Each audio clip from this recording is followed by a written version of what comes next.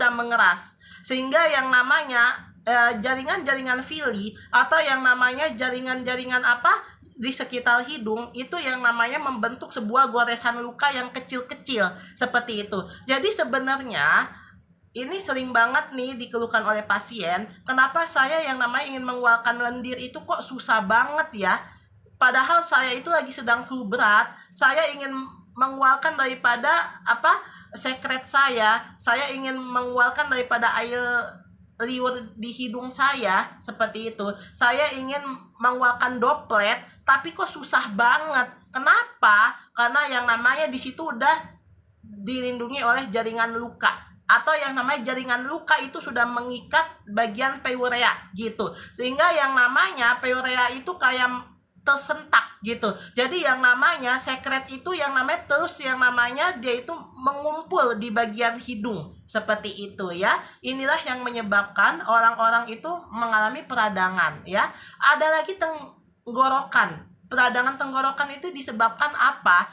Disebabkan karena yang namanya orang itu sering yang namanya makan nggak pernah dikunyah. Itu penyebab orang mengenai radang tenggorokan ya. Gini loh. Jadi yang namanya makanan kita itu sebenarnya bertekstur keras ya.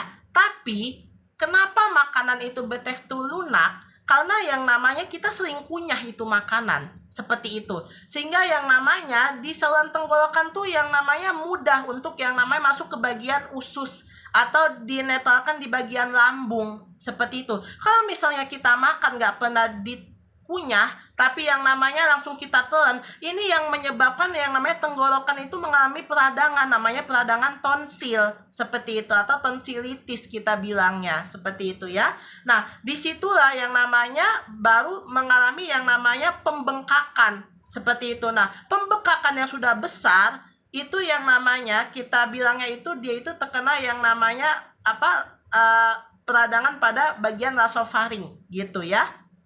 Seperti itu. Nah, inilah yang menyebabkan orang-orang itu kehilangan sebagian suaranya.